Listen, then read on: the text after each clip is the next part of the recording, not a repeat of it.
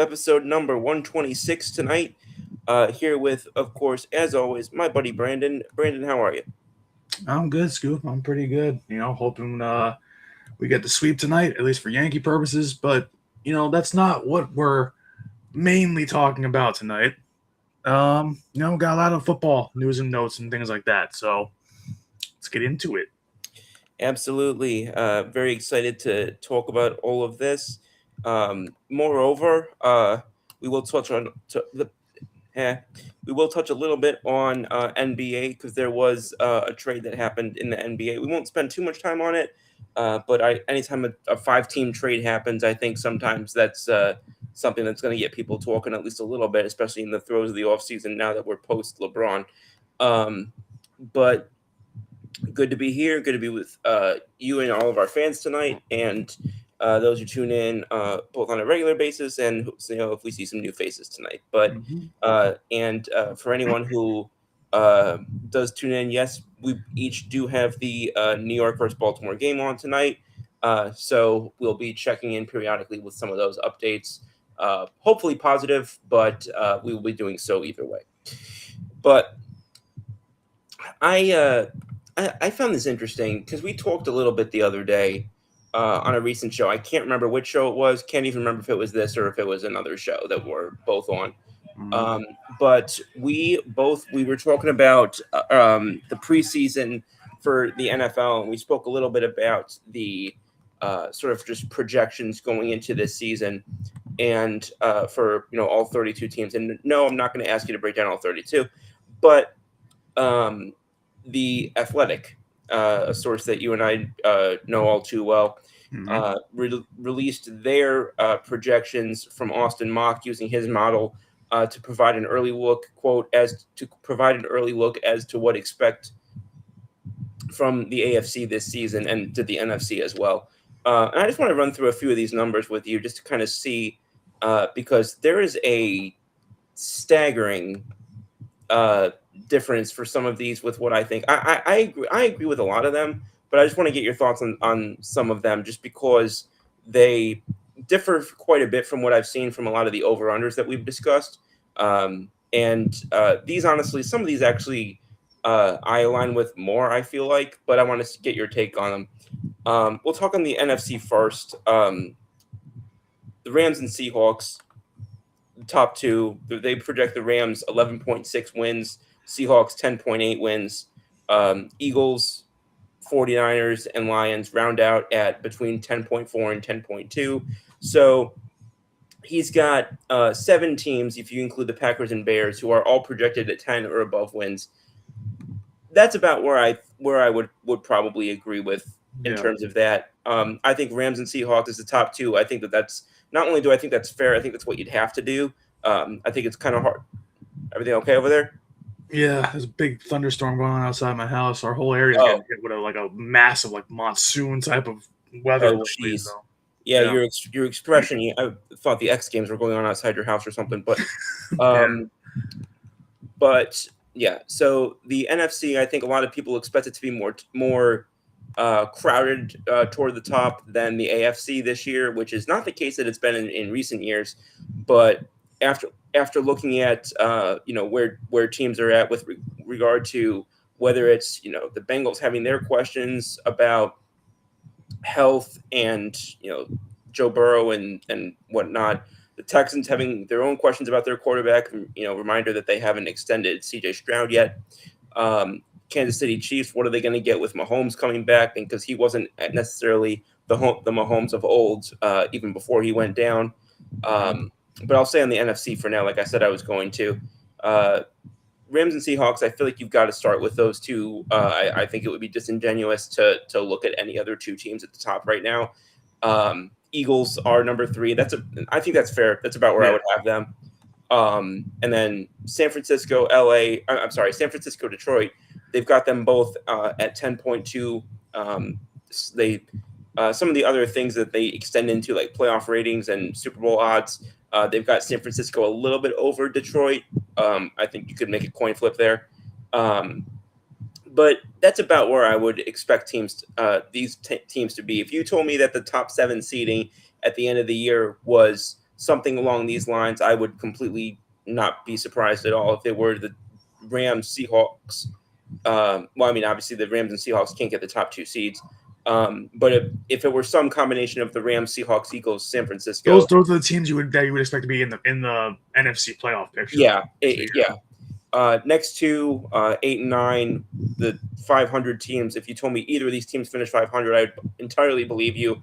Dallas and Minnesota, and just for completely opposite reasons. Minnesota, I like a lot of things except their quarterbacks, and even though I do like Kyler Murray, but would I like him as much if it weren't in the face of whatever the hell that was last year? I'm not quite sure. Whereas Dallas, I think I like. I'm a bigger, and you know this. I'm a bigger Dak guy than some people are. But that being said, why are they showing the foul pole that closely? But that being said, I think that I need to see what guys like Downs and the like can do. Yeah. Real quick, the Sheriff Football Fever Network, say that 3 times fast, said, "Good morning, Scoop and Brandon. Who are your top 5 teams as it stands now in the preseason? Scoop's power rankings." Yeah, I ain't gonna do a full power rankings 1 to 32 because I don't want to hear myself talk for that long, nor does anybody else. So, but top 5, Brandon. Let's do this a fun way. Why don't you go 5 to 1, and then I'll go 5 to 1. Yeah, it's because we can. I mean, honestly, you can do that in both the NFC and the AFC. But I think overall for just the entire NFL, I think 5. I kind of know who my top 3 are. I don't know, like 5 and 4 can be really. There's room for interpretation there. Yeah. I think for me, 5 is probably. Man, I would say right now, it's gotta be. I'm actually gonna throw a wild card in there because if they hit on what I think they're gonna hit, I think they can be 5th. Baltimore. I think Baltimore's 5th, just because I've said it all year. I love the Jesse Minter hire. And when Baltimore's been at their best, especially the Super Bowl teams, it's been predicated on their defense. That's what they've been missing the last few years. And Minter is a top 5, defensive coach. So, he coaches like look at the Chargers when he was there. That was a top 5 defense, even top 3 at one point. So I think 5 Ravens, and I could see that. Yeah, I could see Rams. Broncos at 2 is a little high for me there. Yeah, me too. But because I listen, I do love Bo Nix. I am a Ducks fan, obviously, so I love Bo. But I don't know if Broncos would be 2 right now. I think that they probably should have made the Super Bowl had he played that game. So I can see that. 5 Ravens, 4. 4 is they didn't do nothing in the preseason or in the off season. Yeah, I don't know. But 4, it's just I hate kind of sticking in the AFC. I don't know. I mean, we can do a top 5 in each of the AFC and NFC if you want. That's what I'm saying. Is like I think it's easier to do it by that. But I think in the NFL, I'll go if I'm going 5 Ravens. I'm saying 4 Broncos. Just because I just don't know if running back the same roster more or less is going to, be a detriment to them or not. I know that they have a really good roster overall, so that's why I put them 4. But right now, the big 3 dogs after that, 3 to me is Philly, for obvious reasons, and I think it goes to like we said in the NFC. I think 2 is right now. I don't want to put the Rams there yet because even though their roster is better right now, you have to, to be the best, you got to beat the best. So I'm going to put the Rams at 2. And I'll put the Seahawks right now at 1. They're the defending champs. Yeah. So my 5 would break down as Ravens, Broncos, Eagles, Rams, Seahawks. That's kind of where I'm sitting. Yeah. I would say my 5 putting number 5 here is so challenging for me. I have an honorable mention for 5 once you're done. Yeah, I genuinely don't know who to put here. 5, I'm torn between a couple different teams. To put one here, just because I think that they're slightly better than the teams around them, both in terms of coaching, roster, and quarterback, just as a whole combined. I'll put the Jaguars at number 5. Yeah. I can't I can't in good faith put Bills there when I don't know what Joe Brady is going to be as a head coach. Exactly. Yeah. I can't put excuse me the Texans there when you know my thoughts on C.J. Stroud. I can't put the Chargers there when you know my thoughts on Joe Burrow on Justin Herbert. Yeah. And I can't put the Bengals there when there's just too much I don't like on their roster still, or at least if I don't like, or at least if I do like it, have questions about. And then of course the elephant in the room being the Patriots, where it's basically Drake May, cross your fingers and oh shit. Basically, yeah. So I'm gonna put Jacksonville at 5. Really, the rest of my top 4 mostly pretty much mirrors yours. I would put, at number. I almost skipped number 4. At number 4, I'd probably put Baltimore.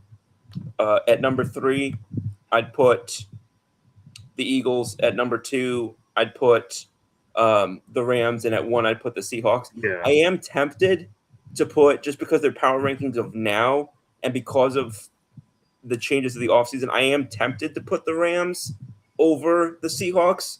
They are that close to me. And I'll put it, here's what I'll say. If Aaron Donald were on the team by now, I think that's enough for me to say that I would put the Rams over the Seahawks. Because he's not officially back yet, I'll still put the Seahawks there. Were they to bring back Aaron Donald, I don't care if he's 70% of what he used to be. I think that's enough for me to put the Rams over the Seahawks. Yeah. Yeah. To me, like the only thing that's keeping me from putting them there is just, it's just how last season shook out, because you couldn't go off what the season was before coming into this season. So, and because I know, and I'll just throw this in there, because I know that people are going to ask me where I'd have the Broncos would be 6 for me. Yeah. The only reason the Broncos would be 6 for me is because I watched other teams get better and them not. Yeah, before I even tell who my number 6 is, hey Nikki, hey Patrick, I see you guys there. Lock in, Garrett. Come on. I think that, for me, my number 6, like just missing the cut, just because their coaching staff scares me. It's because they got the talent. It's just the coaching staff scares me, and it's Detroit. Detroit's my 6. So, everybody else, I'm like, could they make a run at it? Like, the next, 3-4 teams, whatever. Yeah, like those kind of 7 through 10 spots. Yeah, but when you look at like rosters and coaching, Denver, great. Philly, great. Seattle, great. Rams, great. I think, and that's why I put the Ravens at 5, because I think they can be great, because I believe in Jesse Minter that much, and because it's Lamar Jackson, it's a multi-time MVP there, and Derrick Henry's still Derrick Henry, and they still got the names across that roster. They just need to be kind of pushed in the right direction defensively. So I think that, I don't think anybody can put one of those teams 5, whether it be the Ravens, Chargers, it depends on what you believe in and what you believe the roster looks like. So, but I think 1 through 3, I don't think is much of a contest. And I think that, kind of 4 and 5, like I said before we even started, that 4 and 5 were the ones that were kind of up for grabs, basically. So, Yeah, no, that's fair. And excuse me, if I had gone past 5, then you start. I'm concerned about Detroit, but for different reasons. I think that obviously they lost Arnold. They lost. I'm still not 100%. Sorry, Denver. How did Denver not get better after adding Waddle? They got. I'll say this. You're right. They did get better at adding Waddle, but I think that they needed to improve in areas where I think there was more room to improve. And again, Waddle coming in, I need to see how he fits into the offense. And we haven't seen the last couple years that going out, even a very good receiver, one very good receiver, we haven't seen make 3-4 game jumps. That's the thing. It's like when you add one receiver to a team, and the thing is, Even a very good one. Waddle's very good, obviously. Do you want to have high impact skill players? Of course you do. But when you just add one to a team, I feel like it's almost it has to be seen how they fit into that. Like to think about where we were right before we got Saquon Barkley, when we right when we added him, everybody knew that for years. Philly was one of those teams where they're a run heavy team. That's who they are. Like they want to run the ball. They want to be controlling the clock. Right. Adding Saquon to that was the missing piece. To me, like I've said, Waddle's great, and he gives Bo Nix another option. Obviously, outside of Sutton, I'm just scared with Denver. Like I've said, I still don't like Sean Payton's play calling. Mm-hmm. His play calling to me is still just horrible in key moments. It's like he kind of just. It almost feels like when he kind of gets into like these grittier, kind of lower scoring games, and especially early in games, Denver always feels like they're kind of feeling their way out. They never feel like they come out really explosive. But I just don't like a lot of Payton's play calling, cutting off half the field, a lot of bootlegs.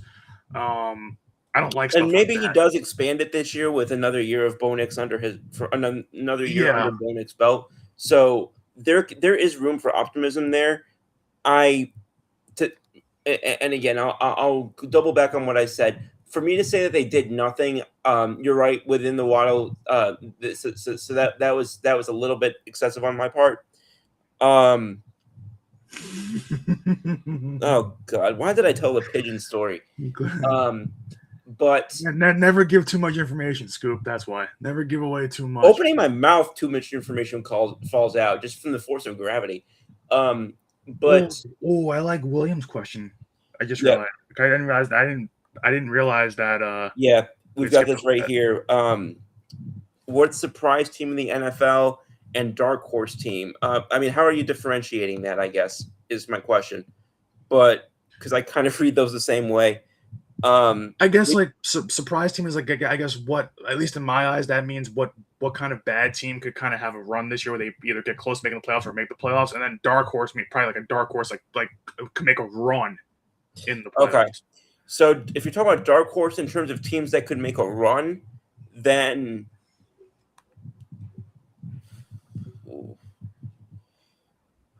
you want to go first because I'm going to think for a second. Yeah, and then actually. Right before I do that, let me get back to because I saw the comment. So he said Davis Webb will open up the offense up. Yeah, I know he's calling plays now. The problem is it's still a lot. Sean Payton's still gonna have a lot of influence over the offense, I believe. I don't think you just give it up entirely to Davis Webb. And unless Davis Webb can bring his own, thoughts and ideas to that offense, then I'll believe it. Just Sean Payton's very kind of iron fisted. And has been that way. So, I don't trust it yet. I have to see it, So, but yeah, dark horse team. So getting back to that dark horse team, if there's a team that's going to make a run, I have one. Well, yeah, go ahead before Atlanta Falcons.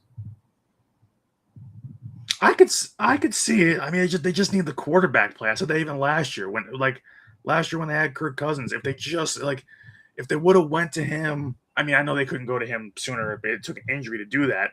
But if they would have went to him sooner, they would have made the playoffs. They would have won that division and made the playoffs. That's how much they caught fire late.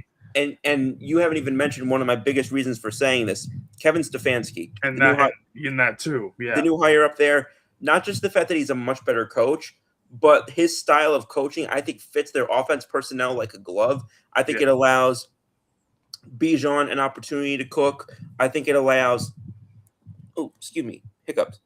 I think it allows, young guys even Pitts and London are still there. Yep. That's the next game of he was a big tight end guy, even going back to his time as an assistant in Minnesota. Mm-hmm. Kyle Pitts, this could be when he finally looks like the guy that they thought that they drafted. I think that there's a lot of room, especially with a quarterback room that I happen to like. Again, not love, but like. I think that that's a team where if you're talking about stringing together, if I think they can win a playoff game, and I think that they can sneak a second one. This is a team that I could see, if things go right for them perhaps sneaking their way to an NFC Championship game. But that's obviously implying that things break right for them. But let's be honest, most teams getting to the NFC Championship, something has to break right for you. Yeah. And then my sort of surprise team, if you want to talk about it as like a worst to first type of thing, or at least worst to top half maybe. I'm trying to think. I could maybe see the. Well, see, my surprise team is also in the NFC South. It's the Saints. And I think it's. I mean, I know that sounds crazy on the surface, but obviously we know what Kellen Moore is like. Kellen Moore is a great offensive mind that honestly doesn't get enough credit when you think about all the other guys that are great offensive minds in this league. Like he doesn't get the kind of respect he does, like in terms of like Sean McVay type or Shanahan, etc. So the Sheriff Football Network. By the way, I didn't want to interrupt you, but that was exactly who I was going to say was the Tennessee Titans. Yeah, I think my surprise team, I think, is definitely it's got to be the Saints. I mean, they caught it feels like they found something with Tyler Shough, especially the second half of last year. They were entertained to watch the second half of last year, and I think that if he takes that next step, especially in a Kellen Moore offense, and I mean, not for nothing, but I know that Kamara is getting older. He's going to be he's even more injury prone. He just got injured, I think, this past week in camp. But I mean, I still, I know people don't really care for people pronounce, Travis Etienne. They pronounce it as was it Etienne, whatever it is, or Etienne. Yeah, he says it's Etienne. Yeah, I'm just used to saying it the other way, so that's how I just say it. And I think he doesn't really, I don't think he minds either way, from what I remember. But I mean, I think that he is a very underrated back. I know that, I know Shane didn't care for him, but I'm like, he's 1,000-yard back in Jacksonville, for a good stretch of his, career. He's a good dual threat guy. When he's, he has there's a couple games where he might be a little inconsistent, but I like him, to kind of fill what Kamara was in his prime for the Saints. And I kind of like it because it gives Kamara a spell in that backfield. So you have two guys that can kind of, be your 1 and 2, and it feels like a lot of teams are going to that system offensively now where they need two running backs, not just a bell cow. So I think that fits. It takes a little bit of pressure off of Shough. Chris Olave, as long as he's healthy, we know what Chris Olave is when he's healthy. Like, it's to me, it's what does Shough do with what's around him, and what does Kellen Moore kind of unlock in him for year 2. I think that's if we get that from Tyler Shough, I think that's where you're going to see, the Saints maybe, kind of stealing, a wild card spot where they can win 9 games. Maybe they can tie for the division, the division winner, but maybe just miss it based on head-to-head or whatever. But, and still make it as a wild card with maybe 9 wins, 8-9 wins, whatever it is. So, I think that's a possibility. Now, my dark horse, I don't say Ravens, because the Ravens I still expect to be good. Like, even when remember, even with how bad the Ravens defense was last year, they were a bad missed field goal away from making the playoffs. So I don't. It's hard to call a team a dark horse team when the expectations are so high every year. Yeah, when it's basically playoffs every single year. Yeah. So that's why I won't go Ravens for dark horse. But I think that's why I didn't take Detroit either. You know what? My dark horse, and I kind of hate to say this. I know what you're going to say, and I agree with you. Yeah, it is Chicago. I think it's Chicago because I almost said them too. Because given what they did last year, and some of it was luck, but they did, they were able to kind of figure out how to win, especially in second half of games, which is important in this league. If you can't put a full 60, at least make sure the second half of the game you're turning on the engines. Yeah. So, and they turn those suckers. Forget 0 to 60. They turn them 0 to off the odometer. And they did it when their back wasn't even against the wall. Their back was through the wall against Green Bay. So, thanks, Kenny. Yeah. So, I think that Chicago has the pieces. They obviously we know how great Ben Johnson is offensively. Like I just like. It's a big part of the reason why we think this. Yeah, and so it's like I'm still not the biggest Caleb Williams guy. Like this year to me is the prove it year for Caleb Williams. If they are going to make noise, just like if Tyler Shuck takes another step, they can be that team that makes the postseason, that makes the playoffs. I think Chicago is that team that where they got in last year, but they weren't a team that anybody. To me, if you thought that they were going to make a run, I would have called you crazy because we knew they probably weren't going to make that run. But if Caleb Williams kind of cuts down on the hero ball a little bit and kind of puts more of a concentrated full effort together in these games, and hell, we know he's athletic. We know that he could potentially play himself into an MVP conversation, and that team could make one of those runs where they get to an NFC Championship game. So I think Chicago is my dark horse, as much as that kind of kills me with how annoying they've been the last year. But I think that that's kind of where I'm at. So dark horse is Chicago, and surprise is New Orleans. Yeah. I'm going to stick with the teams that I said, which was respectively the Titans and the Falcons. I'll say, Mr. Hathaway, I'm not down on choosing the Giants per se. I just need to see the rookies that I really like in the top half of the draft. I need to see what they look like at the NFL level first, and I don't mean in the preseason. I need to see that. Give me until about week 4 or 5, and I could very much be in on the Giants. But right now, I'm in on their draft class, but actually being in on the actual team is a wait and see for me, which I think is fair. Mm-hmm. But if you ask me do I like them more now than I did 6 months ago in terms of where they're at? Yeah, decidedly. Hey, Nikki, how you doing? Yeah, the Giants are tough. Are probably the toughest team, and I mean not just because they're in our division, but they're the toughest team for me to play. Because I'm like, I love Harbaugh there, and I love what he brings to the table. But also, Harbaugh-led teams, you have to come from a real thick-skinned, tough kind of cloth to be a part of his teams. I agree. He's a no-nonsense guy. I think that's what the Giants needed. And they needed that. But what I'm worried is that, we've already seen guys take quite a few hits in camp, and we saw Dart take a nasty hit in the preseason game against Minnesota. I'm curious to see how they respond. Now, I don't know a ton about them. I don't know a ton about what happened in the aftermath, but I know that there was a fight that involved, or at least a scrum, whatever you want to call it. I know that happened.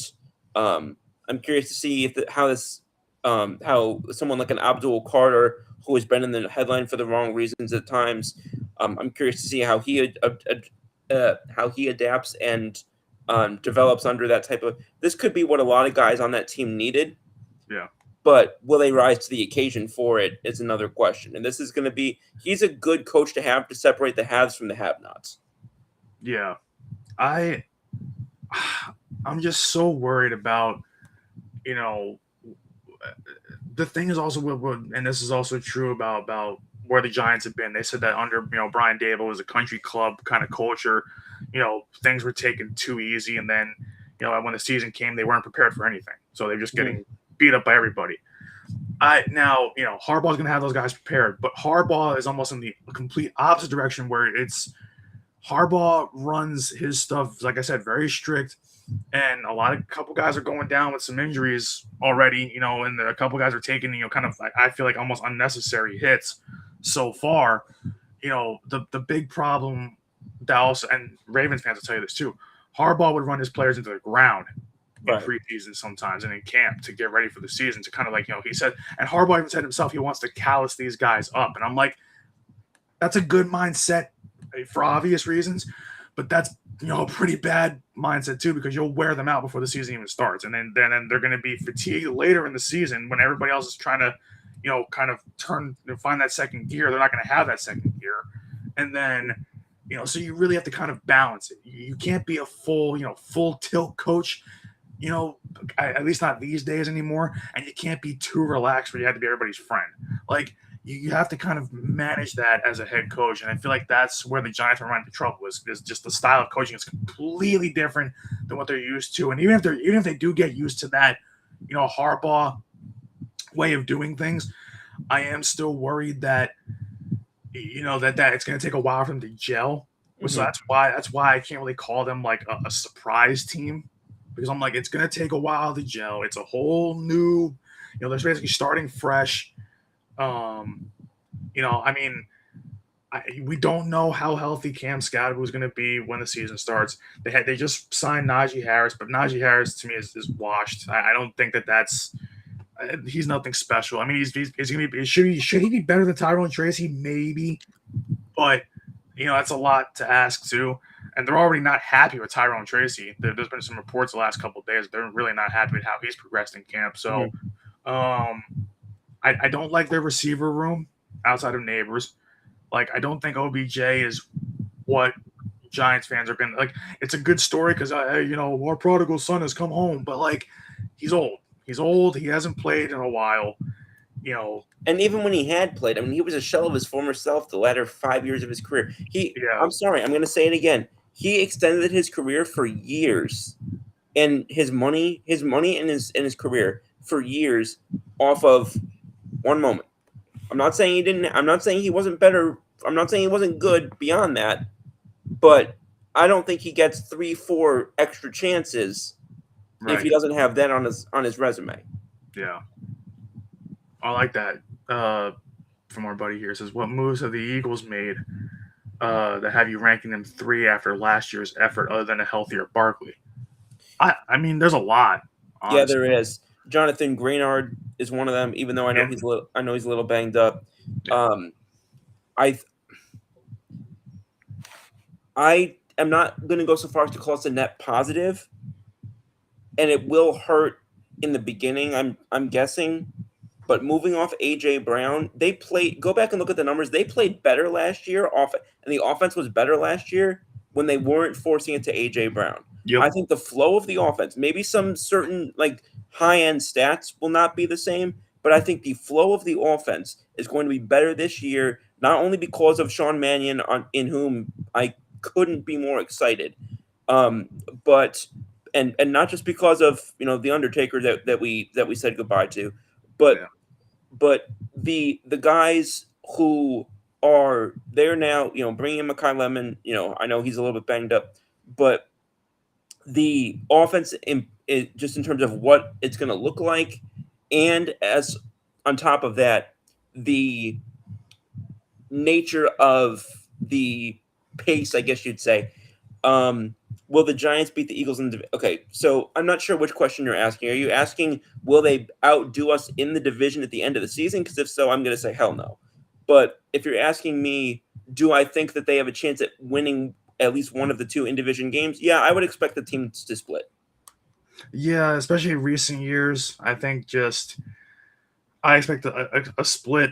I mean, last year, in the second game, we torched them, but but in that first game it was ugly. I don't expect. Yeah. And especially with how Harbaugh is, and Harbaugh is familiar with Philly.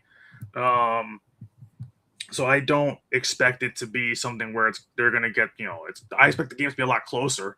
I don't know. I don't think, I think they'll split, but I still think that the Giants I mean, obviously overall will not come close to Philly. Right. Um, I think the Giants will be third in the division this year. I genuinely think there's a chance the Commanders finish at the bottom. I think the Commanders will. I can't see them continuously running back the same roster the last 2 years. And I'm a Jaden Daniels fan, but that Well, roster. Stephon Diggs is there, but Stephon Diggs doesn't make up for the fact the rest of that roster is still severely old. Well, that's what I was gonna say is I liked the names of the guy. Like they have the names that they have. I liked 2 or 3 years ago, but I don't like them as much at the 2 or 3 years older version of themselves. Yeah, and that's right too. Tunsil is out for the year. That's Right. a big difference. That's a big difference too. So, because he was the big get for them, coming from Houston. So, I with not a great old line already to begin with, and now you're losing him. That division, the Cowboys are coming hard defensively. Williams and Miller are a brutal pass rush. People forget Von Miller. I don't disagree with you on Von Miller. That's you named a good number of the reasons why I think Dallas finishes second. Because they're one of the teams that I think, objectively speaking, went out and actually made some of the biggest improvements to their biggest needs. Yeah. And you didn't even mention Caleb Downs, who might be the steal of the draft. Yeah. Speaking of draft steals, I know there was a message earlier or a comment about Maui Noah, who, being, I think it was the Sheriff, being one of his favorite additions to the Giants. I thought that was a fantastic move as well. The fact that they also got, help me here, who was the other player they got in the first round? Oh, geez. It wasn't Sonny Styles. No, because that's who they wanted, but he obviously went. Yeah, so no. It was Arvell Reese. Thank you. That's it. Yeah, I couldn't. Yeah, my brain was blanking. Yeah, I was a fan of his too. I'm just short circuit on names sometimes, but yeah. But I think the Giants, again, like I said, top half of the draft, I thought that they were one of the better teams in terms of what they came away. And the okay, Jody, and then he mentioned something else about Houston that we'll get to after this. Yeah. But he said, thoughts on the ruling today, NFL camp guys with college eligibility can go back and play in college.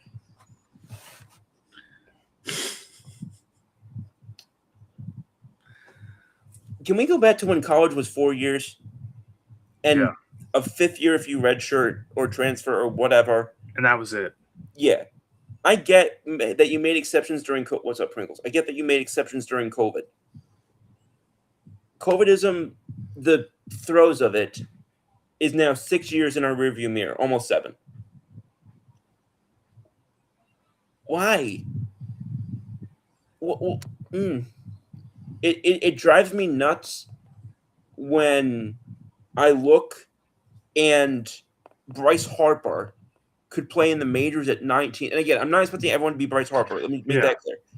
But the best of the best could play in the majors in their early 20s. And now I'm seeing collegiate players stay in college until they're old enough to run for president. Yeah. And it just, I can't stand it because it's not fair to, one, it's not fair to just the whole system of everything. 2, it sure as shucks isn't fair to the younger players who are actually trying to compete for those spots.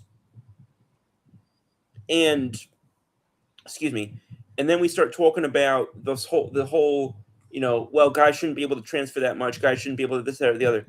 Shucks, I'd probably transfer too if I was sitting behind a 26-year-old who was turning gray.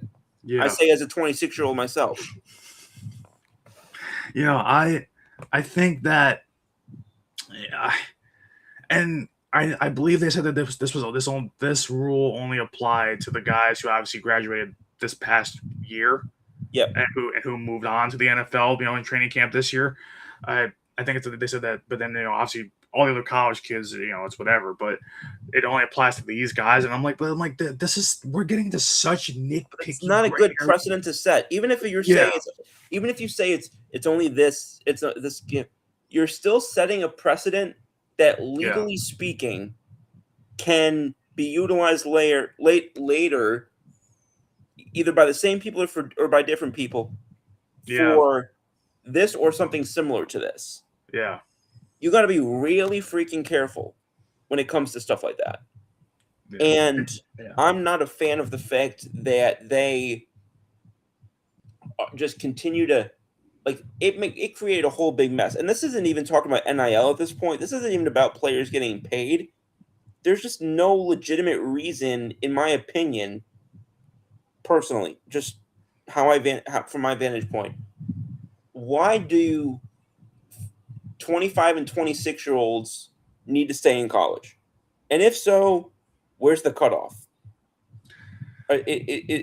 Literally, where's the cutoff? AARP? I don't understand. I don't You had understand that.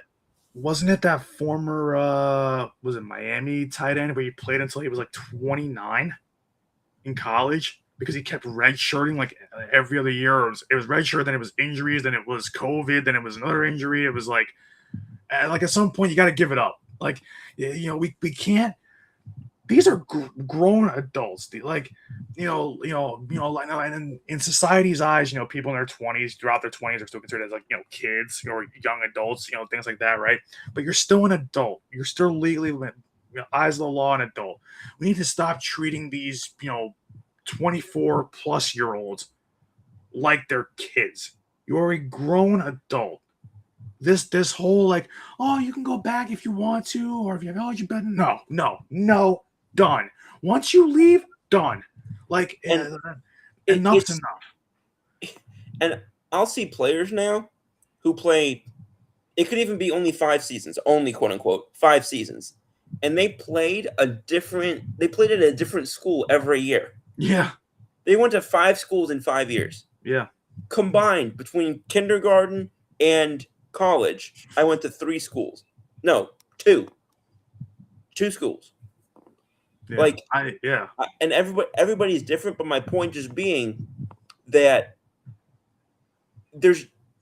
I've never seen people transfer that much. People in the quote unquote real world, like you, myself, we got a bunch of friends at Seton Hall who either transferred to Seton Hall or transferred out of Seton Hall. I couldn't tell you one person in my address book, even though I don't use an address book. I couldn't tell you one person in my fictional address book who transferred 3, 4, 5 times.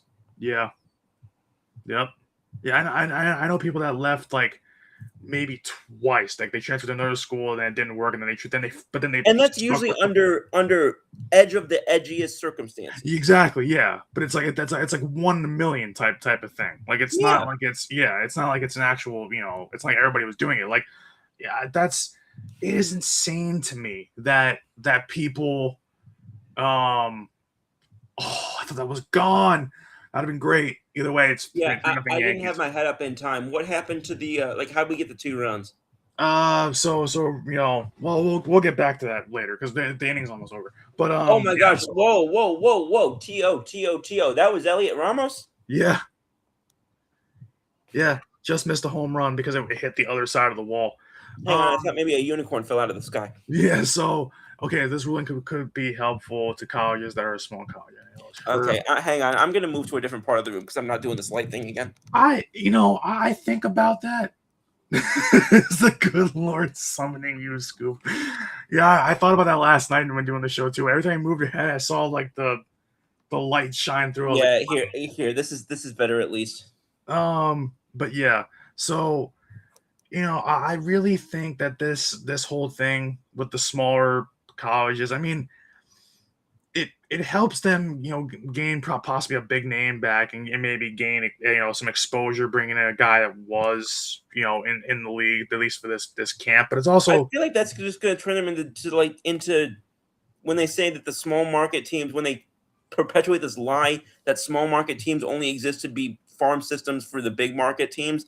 I feel like that's just going to perpetuate that, no? Where you're just going to have guys go on for 1 year, maybe more than that, maybe up to close to 2 max, and then pivot to another team.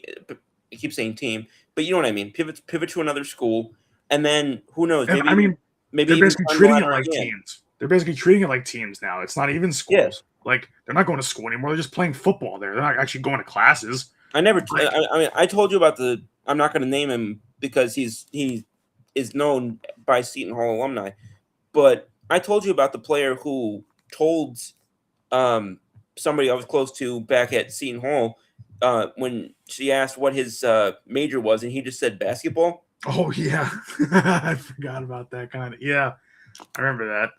I mean, like it's just He ain't not a good. wrong, but Yeah, it's not a good look to kind of keep open, keep expanding the gray area basically since COVID about what guys can return, what guys still have eligibility, and it's like no, to me like it's old school to me. Once you leave, you shouldn't come back.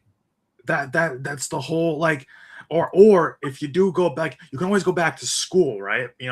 What have you, but that was an infield hit for Luis Garcia. I'm not questioning it. what in the But flying? yeah, That we're literally scoring runs without even getting a homer. It's crazy. But I think that when it comes that is the to weirdest small ball ever. Like, please don't turn this into our new strategy because there's no because the amount it's of not luck. sustainable. Yeah, the amount of luck that just went into that.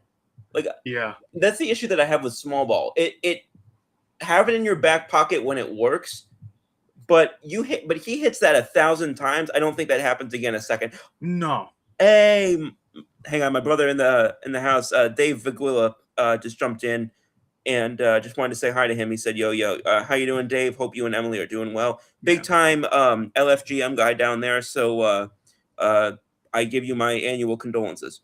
But the Astros trade for Dalton has been horrible thoughts. Okay, hang on, back up before we get to that. Just real quick, he says you're welcome for Ramos. Ramos had the worst average in Yankees history until Yeah. today. I was So yeah. you're welcome is a bit of a stretch. I was gonna say I was because I could have went into a deep dive into why I hate the whole college sports landscape right now, but it's a whole other stuff. I love the context just now from Kenny. Sheriff is a Giants fan. I picked that up because nobody else would have said that. Yeah. But you know what? Like, but yeah, we can start talking about baseball. Yeah. When it comes to Ramos, like, I pointed this out last night. I forget who was in here with us, but I pointed out last night that apparently his on base percentage coming like a couple days ago was actually lower than what Garth Brooks's was in Mets spring training one year that he was there, which is insane. You said that to me, and I still can't believe that that's a real I, thing. I saw that stat. It was from an actual credible source. It was I forget where it was. I saw it, but it was an actual I stat. believe you. It's just diabolical to me. Yeah, it was insane. And I mean, listen, I would love to sit here and I mean, listen, the Astros making trades. I just to me with the Astros, like, is it wrong to say like I almost don't care every year who they trade for because they're in a weak AL West, so they're going to win a division anyway, and it's going to be like, one of these things. I'm like, just wait for the postseason to see what happens. I don't know what the hell to make of anybody in the AL West because last I checked, the leader in that division was exactly 500. Yeah. And I look right now, okay, the Astros are leading 64-63, so one game over 500. And then they've got the Rangers 2 back and the Mariners 4.5 back. The Mariners, by the way, just called up the top pitching prospect tonight, so that's going to be I'm going to be curious to see how he looks. But he was clogging this season our young guys. Buster's rebuilt. I have trophies in the cabinet the last 15 years. All good here. Yeah. I would say that obviously Brian Sabian was over there and he did an incredible job building that dynasty in the early 2010s. Sabian now back over in New York. Hopefully he can have similar success. But back to Dalton. I'm sorry. We keep jumping around. But, yeah, Dalton Varsho, yeah. Yeah. I was surprised by that because his versatility, obviously, throughout his career, very few players that can do both outfield and behind the plate. But it just feels like there's always, or I'll phrase that differently. it feels like it's never really all come together for him Yeah. for an extended period of time. And that goes back to Arizona, that goes into Toronto and now Houston, where he had one good year. I think it was 2 years ago. Yeah. But then he got hurt. So it was just like he's always been a defense first guy. He's never been much of a He's never really been a consistent hitter. I mean, his best year was back in 22 with Arizona, and that was well, I mean, if you're talking about a full season, yeah. Last year he had technically better numbers, but it was only for 71 games. yeah, And then he had a Gold Glove season in between those two. Like it's just yeah, he's always got all these individual little things yeah, that you really like, but they're never all hitting at once. yeah. Like it's like I've always looked at him as like when he's on, and I mean obviously us as Yankee fans we know this, and he was a pest against us. Like you couldn't really we couldn't find a way to get him out, or he would just keep fouling off pitches. Even if he would strike out, he'd keep foul a 10 pitch at bat. He'd foul off pitches and make our pitchers work. So like he's one of those guys where it's like he's never going to be a great player, but he's more of a role guy. You don't bring him in to be a starter. You kind of bring him in to almost be like, one of those guys that, if you need, I guess, a kind of a guy where you can't have him start because he's not the hitter that you need him to be. He'll drag the lineup down, honestly, unless he's gonna bat at least 240, but he doesn't do that. He's someone you'd put in late in game on defense as a defensive Yeah. replacement. If you've got like a Gary Sanchez type of offense first hit catcher, and now you're just trying to protect the lead, then maybe that's someone you put in. Or if you're talking about the outfield, center field is there's a lot of teams. I would run a team this way that want to spend at least the latter part of games with a defense first center fielder, a Kevin Kiermaier type, a Kevin Pilar type. Yeah. If you want to say Billy Hamilton here, even though he was more speed than defense. Yeah. Schlittler is my favorite Yankee. That kid's amazing. Schlittler, I can't find something not to love about the guy. Yeah. He is a big game pitcher. His personality, he is so team first. He's got that. He walks a great line between being confident but not being cocky. And even if he is going a little bit on the cocky side, it's about the team, not about himself. And he backs up even when he does get a little cocky. Yeah, he does. He's got that sort of Reggie-ish ability to back it up. Yeah, he was. I mean, honestly, when you think about it, to be honest, even though we're laughing about that, I mean that's. I mean, Schlittler, when you look at what he's done since coming up, he has been a godsend for the Yankees. He has been. He was what they were trying to find in so many of their prospects for so long, whether it was David Garcia, whether it was Chance Adams, he's what they were trying to find in a top prospect for so long, and they just kind of fell ass backwards into it. Yeah. He's got the same aura that Randy Johnson has. I love that comp. He's got a little bit of CC to him for me, just in terms of what am I missing? Oh my God! Don't run into each other. Oh, thank God. Yeah, Garrett Cole almost lost. I swear, I know they didn't show him in the frame, but I guarantee Garrett Cole was losing his mind again. Think about what Austin Wells did to him. These guys don't call for the ball ever. No, they don't, and that's one of the underrated things that drives me nuts about watching baseball, because I know it happens on other teams too, not just the Yankees. Is just, and this drove me nuts going back to when I was managing a 12U team. I can't stand when guys don't call off for the ball, because I'm just bracing myself for them to just have a collision and someone to get terribly hurt. Basically. Yeah, that's what it looked like. Like honestly, like if those two didn't almost make like a slight eye contact, like they kind of felt, you could see they felt each other getting close. Yeah, but like if they wouldn't have done a little bit of a split second look at each other, they would have ran so hard into each other and just knocked the wind at least knocked the wind out of each other. That's probably what would have happened. Mr. Hathaway says, what about the transfer portal for fifth-year players in college basketball and college sports? What's your feelings with this? and then I'll get to what the sheriff just said. Great comment. But to be fair, I would say that about pretty much, with the exception of not the arm part, but in terms of the speed, I would say that about pretty much every catcher in baseball. It's part of the reason they're catchers. Yeah. But what about the transfer portal for fifth-year players in college basketball? I think that, again, I get the exceptions for the, there's got to be give and take, right? If you're gonna transfer, then you're gonna sacrifice somewhere else. You're either not going to be able to play right away, or you're gonna forego this eligibility later on. Right. It's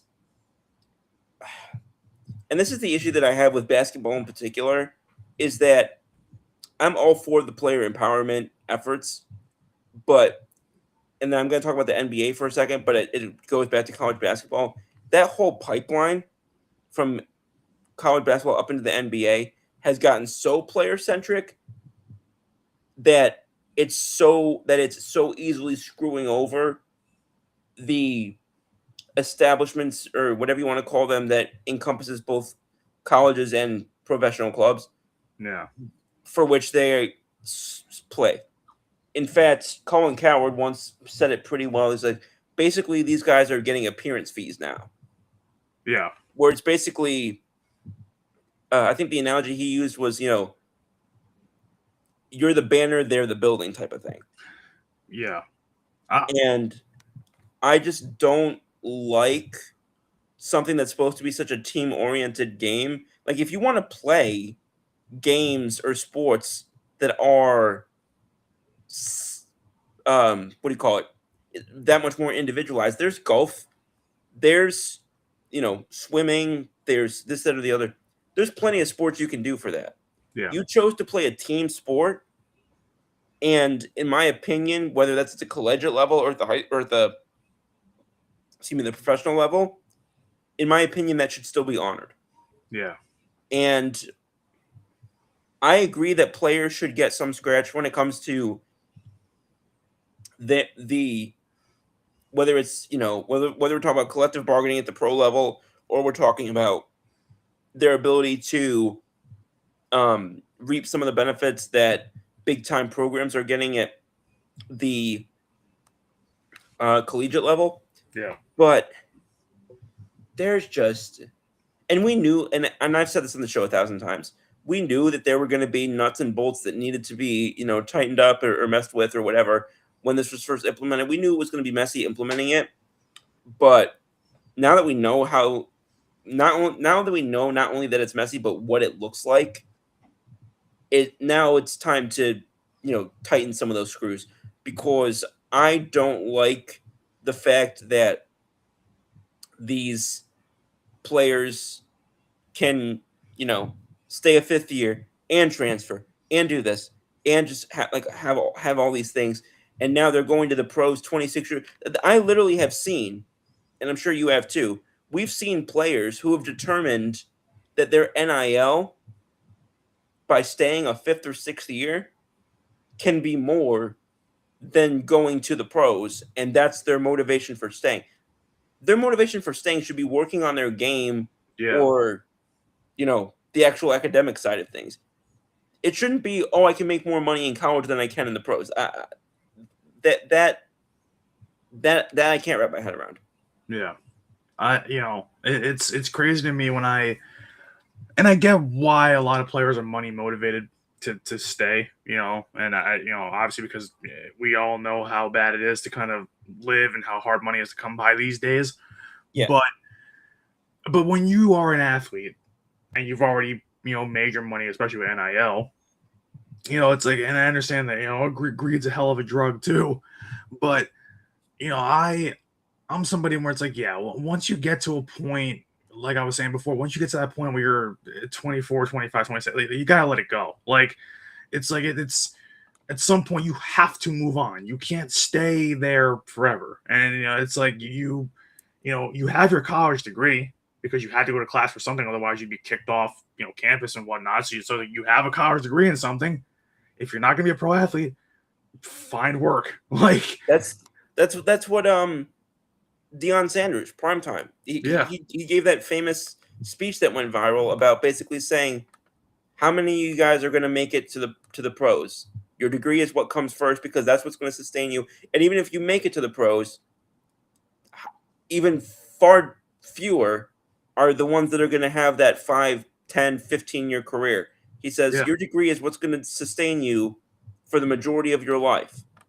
And people don't realize that like, especially, well, at least like in the NFL, since we're thinking about, Deion, in the NFL, they have a pension plan, but you only get that pension if you play for a decade. If you hang around for a decade in the league, whether it's practice squad, or actually playing, if you hang around for a decade, you get that. But you know how many guys hang around for a decade? Not many. So, even guys that were considered great at the time, like a Todd Gurley, he didn't hang around for 10 years. He couldn't. There's a lot of guys that just don't. Well, it's also decidedly less frequent at positions like running back. Yeah, but I'm saying it's like you could be so talented and still not play long enough to get to that point where you can live securely. So, like athletes have to realize that you are much more than an athlete. Like that you can't you have to commit. Like if you're a college athlete and you want to get to the pros and whatever, yeah, obviously commit to it. You have to work at it, but you have to be able to do both. So that way you have some sort of fallback plan. It can't just be all the eggs in one basket, especially in a basket like professional sports where you 99 times out of 100, or hell, 9,999 times out of 10,000, or whatever it is, you're not going to make it. So, it's you've got to really have, especially if you're a college athlete, a backup plan, and that should not be staying in college 5-6+ years, to either make up for some sort of lost time you think you lost, or listen, it's unfortunate, but that's a part of life. Things happen, like injuries are going to happen, but it's like if you keep getting injured, it's like, oh well, then that's what your degree is for. You couldn't be a pro athlete.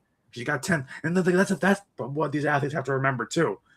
When you are an athlete, teams aren't going to want you if you have an injury history that's longer than the Declaration of Independence. So, like, if you keep getting injured, hello, face reality. You're not going anywhere. So, like, it's like you got to. I mean, yeah. I mean, there's been so many guys like that. That's like, okay, and if you do overcome the injury bug and you do make the pros, you really aren't staying on a roster for that long. You're just not. So, it's the whole 5-year thing, like when Bryce Aiken came to Seton Hall and everybody was like getting hyped for him, and the guy already played 4 years in college or 5 years already. I'm like, this guy's always hurt every year. What's he really gonna bring to you at this point? Mm-hmm. The guy plays 12 games a year, if that. Like, he's not some special athlete. Like, it's like I just don't. I don't like the kind of the 5th year thing, because if you need a 5th or a 6th, whatever year it is, chances are you're not gonna go anywhere after that. So, like, I mean, I know you want to maximize the money while you can, and in some ways that is a good thing, but you've also got to just be like, hey, it's not working out. I need to focus on actual life. Sports is not everything. As much as we love it, as much as we talk about it, as much as sports might be our lives to talk about it, things like that, it's not everything. It can give you a lot. It can provide a lot of open doors, but at the same time, it also can close very quickly, and it closes for a lot of people very early. So, it's one of those things where I'm like, do I inherently hate the whole 5th year thing when it was first coming around? No. But seeing what this has become and seeing the gray area that has crept in and all this kind of stuff that's not starting to come with it now, I'm like, no, they have to draw this line somewhere. It has to stop. That's basically it. Made me think of that. Oh my goodness, what the heck's the guy's name? Oh yeah. Ooh. I think it was from Star Wars. Who are you referencing, though? I'm looking up the name because Jean-Luc Picard. No, that's Star Trek. Oh, sorry. Yeah. The line must be drawn here, this far, no farther. Yeah, yeah. That's basically it. That really is it. Yeah. Yeah. Oh, and see, I didn't even see the comment. I was so deep in my rant there. I didn't even see the comment. They're Yeah, smart about the AI. yeah, about the AI thing. Yeah, AI is going to cripple the job market by the time that's what it's true. I mean, it's happened. It even started happening when we were graduating college, and Yeah. that was back in 22. So, I've seen it destroy my field, especially like in journalism.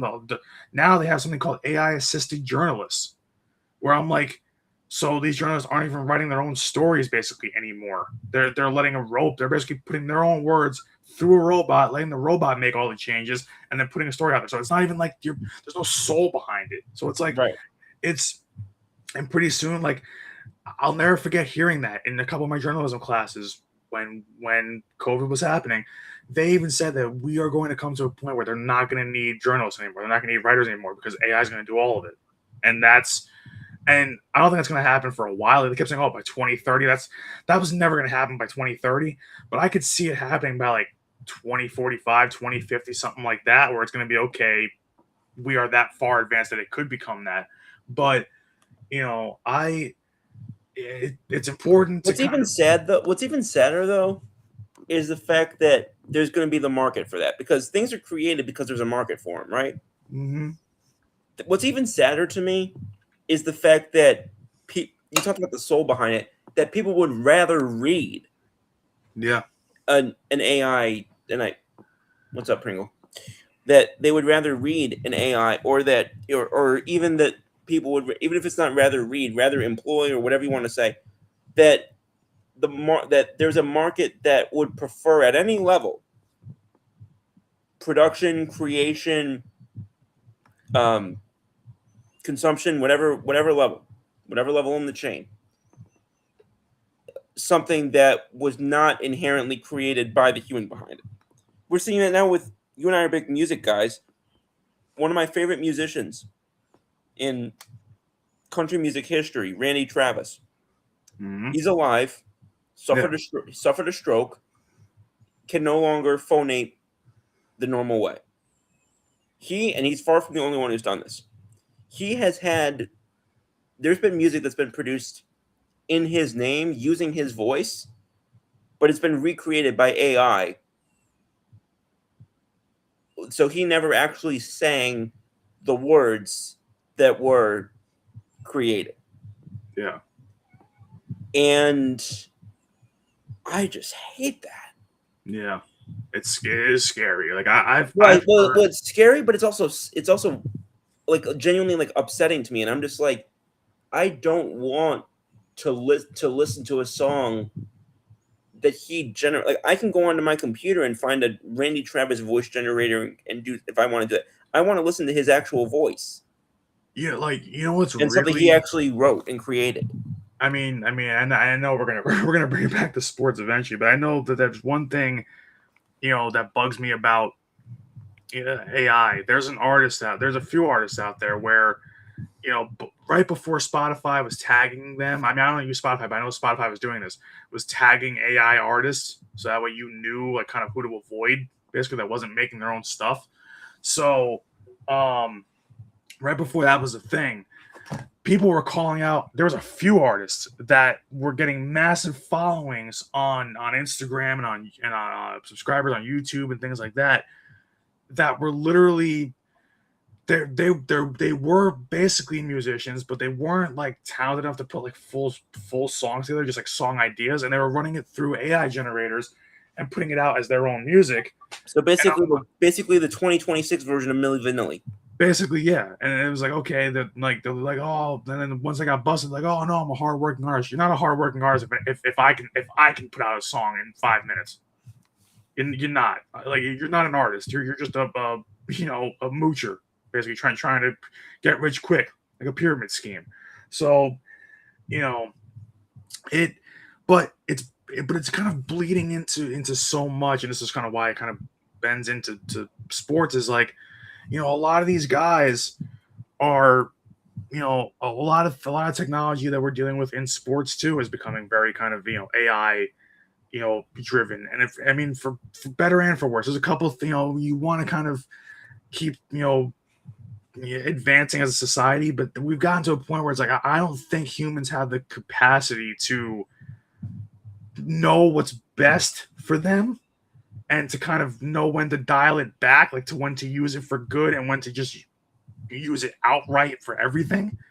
And I feel like it's kind of bleeding into sports where it's like we're seeing a lot of mistakes being made in sports articles written, especially the lot of stuff that I'll read. And I'm seeing a lot of I'll even see actual published work by ESPN that has so many mistakes. I can tell this wasn't written by a person. Yep. And I'm like, this is ESPN. Why the hell? One's considered the godfather of sports. Why is this being produced? Who's allowing that?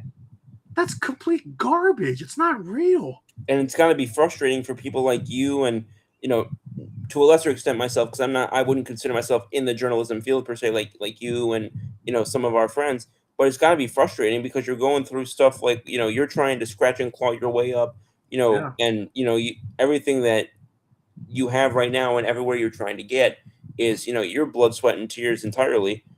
And, it's just it's a disrespect to humanity, literally. I've always said that and this goes for anything in life, whether it's the journalistic stuff for me personally or whether it's even in sports. I'm a guy that I've always said this, that I don't care how long it takes. I'd rather, to use an old term, I'd rather get it out of the mud than kind of have it be given to me or have it made super, super easy to where anybody can get it, because accessibility is also a problem too. When things become too accessible, that's a major problem. So, I would rather get it out the mud and be one of those, guys that has to earn what I have. And same thing, and that's also what makes good athletes. The best athletes are the ones where it's not given, it is earned. And you're seeing that even with guys, even in the game tonight, guys like George Lombard. Listen, did they have baseball genes in the family? Yeah, obviously his father, but his parents have said it, and everybody that's coached him at this up to this point has said it. That is a kid that has earned everything that he has gotten. That this kid is paying his dues every step of the way and taking all the bruises and bumps that come with it. And those are the athletes I respect the most. I don't like the ones where it's and that's also where I have my issues with Shedeur Sanders, because I look at him and I'm like, okay, Nepo baby, but because I just don't think he's as good. If he didn't have the Sanders name and obviously it wasn't his father, I don't think he'd be anywhere near the NFL. So I really think that in sports, and we always say sports is a good microcosm for life in general, just because it is. It's a lot of these athletes have to understand that there comes a time where you're just either you're not gonna play the sport that you want to anymore, or for whatever reason, whether it be injury, whether it be just not as good as you used to be all of a sudden, whether it be or just running out of eligibility. You kind of started to make a name for yourself, but you ran out of eligibility. But it's okay, but you have to find different ways to get by in this world.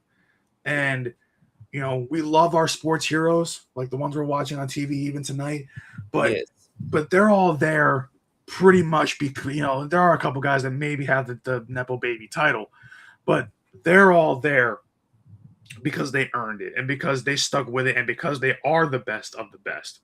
And my neighbor is actually, he plays in a men's league, but he also coaches, basically middle school or early high schoolers. And he said to them, if you want to understand why those major leaguers are at that level, or if you want to go pro, if you really want to dedicate your time to sports and go pro, he said, don't watch the major leaguers. He's like, go watch the upperclassmen, in your school that are really good, and then go watch the college kids at the bigger schools and see how they prepare and see how they perform and see how they're doing it to achieve their goals. That's how you become a professional, not by watching the pros. You could watch them till the cows come home, and you can have your favorite, pros and whatnot. But that is an unfortunate double play by Ramos because that was going to be possibly a base hit up the middle, but the Whoa. Reddish kicked it. Yeah, that was insane. I that's got to be the weirdest. In my opinion, I know it never hit his glove, but that should count as a 163 double play. I was gonna say the same thing. I was like, yeah, that should, because he just basically kicked it right to the shortstop to turn it. He did. Yeah. So I'm like, yeah, that to me it should be. But I think according to what I just saw on the close, I got closed captioning on. It's apparently that is how they score it. Yeah, I guess. I mean, he did have time to react to it, and he was trying to make some sort of plan to like stop it with his foot. So I kind of guess it would make, like, I think if it just hit off his leg, I mean, I don't know how they would. Yeah, I don't know. There seems to be gray area there, more gray area. Who would have thought? But I mean, I could beat the whole, hard work. What's that saying? I always say that hard work beats talent when talent doesn't work hard. Yeah. I could beat that whole thing to death, and I've beat it. I've delved into AI. I didn't even think I would delve into AI like this tonight, but I did that too. Yeah, so. that was not on our list of things that I sent you earlier. Yeah. So yeah, what else we got? Oh boy. All right. So coming off of that, we've caught up on the comments. I'm looking back at the things that we said we were going to talk about. We've barely talked about any of them. Hey, sometimes that's how it goes. Well, the thing is, I didn't expect us to get flooded with comments like almost immediately the way we did too. No, very grateful for that. That went awesomely. Yeah, that was good because it also helped us dictate the conversation we were having too. So that was good. Yeah. James Harden, 3-year deal. Good deal for the Cavs. Not a good deal for the Cavs. What you say? You know how I felt about that.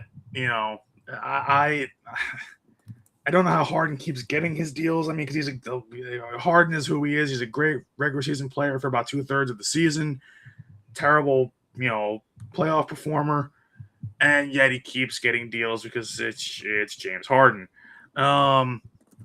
I just think now I heard ESPN say before we came on tonight, right before we came on, I heard them say that they're like, oh yeah, Harden took a while to sign this deal because they wanted to make sure the Cavs were going to make moves, kind of before to kind of give them room to make moves around him. I'm like, but his contract doesn't allow them to make a lot of moves. So I'm like, what are we talking about here? Like, I don't see this being a good idea for the Cavs when James Harden is not good, especially locking him in for semi-long term at this point in his career, is not going to make you any better. You're not better than the Knicks, and you're not better. Just by re-signing him doesn't make you better than the Knicks.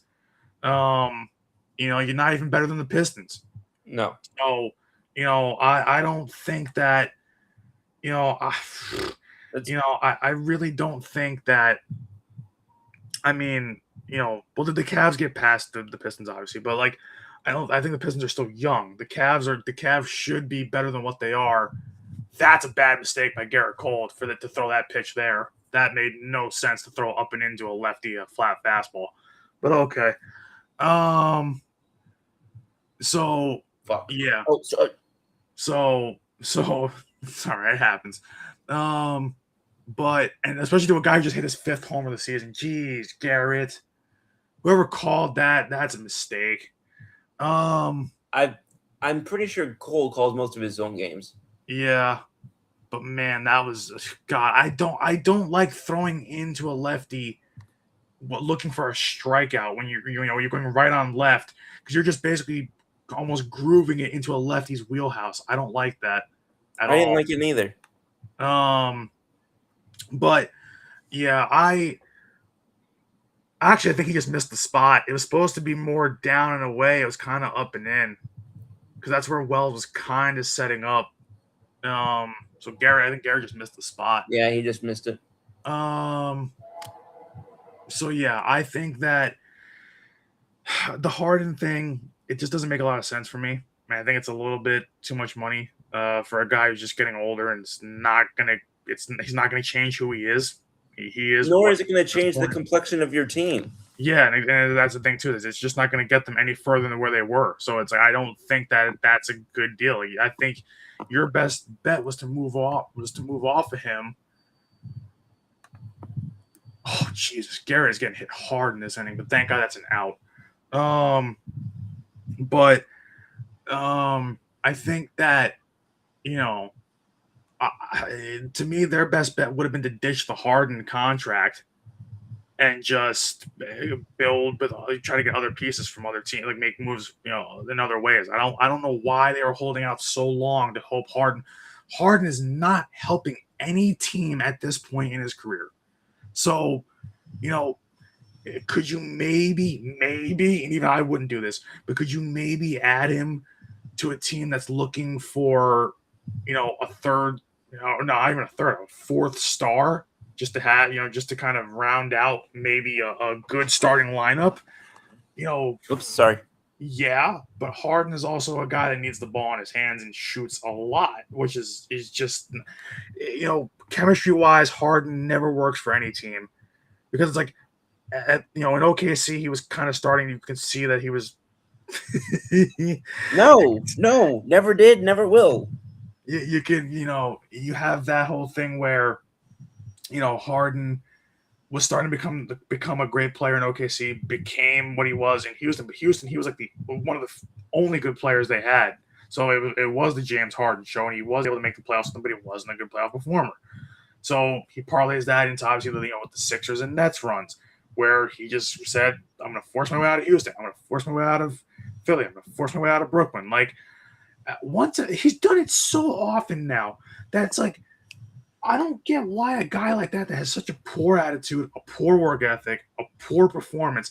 He's got more than 3 strikes against him. He has like 17 strikes against him, and he keeps getting rewarded for basically behavior detrimental to the team on every team he's with. So I don't understand what Cleveland is doing here, giving him that kind of deal. Me neither. I didn't understand them when they got him the first time. Couldn't tell you. Former Yankee Narvaez up there. If Cole can at least give us 6, that'd be great. The way he did, the couple of the contact that he just gave up, I would be very surprised if he gets to the end of the 6th. I'll be very happy, but I'll be surprised. I feel like just with how the bullpen is exhausted, he needs to go 6. I don't even think it's a question of like if. I think he needs to, but he's got to stop throwing he's throwing too many fastballs in this inning, and it's getting whacked. He's got to start mixing up other stuff because it's just. And even the stuff that isn't getting like, that he didn't give up hits on, they either were hard hit outs, or they're getting deep into counts on him. Yeah, that's why I'm like. Yeah, and like a lot of this stuff, you can see he's trying to pump the fastball in at 98. I'm like, okay, I know you're looking for the strikeout, but they're sitting on that fastball now. You've got to find a way to throw a strike with something else. You just have to. But I feel like he has to go 6 because it's just they have no bullpen tonight. All these guys are exhausted. You can't ask for the 4 innings. To clarify for Mr. Wiltsey, I ate pigeon. It was not on a pizza. Did you actually eat pigeon? Yes. They cooked that in Mississippi? No, that was when I was in Italy. Oh, they eat that there? Yep. Pretty That's good. Interesting.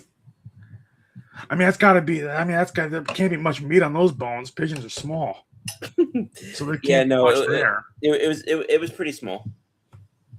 I would think. All right, we just trashed James Harden. What else we got? What's next? Yeah. We'll do this somewhat quickly, but what do you like thoughts in general on Oregon coming up this season? I'm excited for another year of Dante Moore. I even said, I was one of the few people that said it, and everybody called me crazy. That they're like, oh well, his draft stock will never be higher if he's crazy if he wants to go back. I'm like, yeah, but he's not ready for the next level. He's not, and I could tell you why he wasn't. Like, there was things I liked about his game last year and things I didn't like. He was a little bit indecisive when to take off and run. He was a little bit indecisive when trusting his arm, even when he had the open man to throw to. Like, he would make a lot of big plays, but he'd be hesitant to make others. So, another year, and it's another year, and mind you, this is another year. Yeah, he has to learn a somewhat new system, but thank God it's not Will Stein. God bless America, it's not Will Stein, because that guy can't coach his way out of a wet paper bag. So I'm excited to see what he does this year. I'm excited to see guys, like a Decorian Moore, who I believe is still there. I believe he was hurt last year, so I'm pretty sure he is still. He's still at Oregon. He should be our number one. They've still got guys I like there. They've got Evan Stewart, who I like a lot. Him and Decorian Moore are probably my two favorite guys on the team. I think that you might not get Luis Garcia. Thank you. That's how you get the run back. Okay, that was never mind. Yeah, that was a nuke. Yeah, you got to because I'm on DTV stream. You're a little bit ahead of me. Yeah, I know. When he hit that, I was like, oh. I was like, I don't have to hear the sound. I haven't muted, obviously, because of our show. But that was, I could tell by the swing. I'm like, yeah, it's crushed. And it's funny because even Narvaez, he stood up out of the crouch. He put his head down. And you could see him yelling. Like, you can see, I was like, yeah, that thing is gone. So I was, finally Garcia, is having a big game again. Thank God. But yeah, for Oregon, I expect us to be another, even without the expanded field, I expect Oregon to be a top 6 to 8, CFP contending team. I expect us, especially with no more, Fernando Mendoza, at Indiana, I expect us to kind of, we got so close last year that I expect pretty much, I don't want to say a national title because Oregon has never won one and has always choked when trying to win one. But I think that this is good. This basically between last year's team and this year, this is the closest they're ever going to be to a national title. I feel like if it's not this year, it almost feels like it's never. Especially given the college football landscape and just Alabama's not where they're gonna not where you would think they're probably gonna be. They struggled last year, obviously, and there was a controversy about them making the CFP. You've got Indiana. Indiana has to kind of ease quite a few new players into the program this year, even though Cignetti's a fantastic coach. Michigan's nothing to write home about. They've obviously fallen apart. A lot of the teams. Like I expect Ohio State to be there because Ohio State's always there. But Oregon and Ohio State have played really well against each other lately, so I'm excited to see how that turns out. But I want to say that the floor for Oregon, especially with Dan Lanning being there for as long as he's been already, a real Dante Moore, prove it year. Hopefully he's progressed well, into finally becoming the quarterback that he should be if he wants to get to the next level. So if all that happens, the floor to me is the CFP semifinal. That's the floor.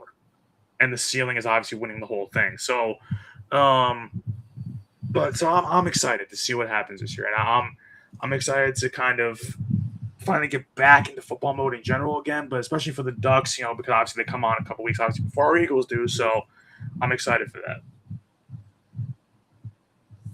That makes sense. And I would largely agree with what you said about the, I'm excited to see what Dante Moore does. Obviously, he's a well-regarded draft prospect this season. So I'll be rooting for him to do well, but I also don't want to see him be the next guy that just goes to a terrible franchise in the NFL. Yeah. But excuse me. Also, just real quick, we talked earlier in this game about getting to Bradish early, but somehow, even with scoring 4 runs, he's still around in the 6th. Which is insane. I mean, this is his last inning. He's going to be at 100 by the end of this inning. So it's just interesting. You don't normally let a pitcher who's given up 4 runs get to 100 pitches. Yeah, and it's their bullpen must be toast. Well, they don't trust their bullpen at all. I know that. I mean, and obviously, what the Yankees have done to that bullpen, the last kind of 2 nights and being able to strike late, I think that's why. So they're kind of just pushing him as far as he can basically go. Just because, I mean, either way, this was going to be his last inning no matter what. So, so if Garrett gets to the bottom of the 6th, then you set yourself up for basically the next, the guys you bring in after that. I would assume Blackburn would pitch tonight. Right. And I would assume he'd probably get the 7th and 8th. They give him the 2. Oh, Spencer Jones, get out. Get out. Go! Yeah, you'll see it. That was opposite field. Oof.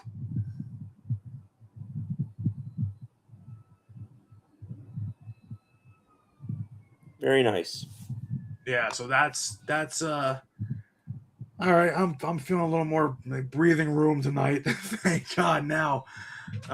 What's crazy is that was actually hit harder than what we just saw Garcia do. Yeah, his had more of an arc. That was just a bullet off of Jones's bat. Although I would also expect that because it's Spencer Jones. He's 6'7". They call him lefty judge.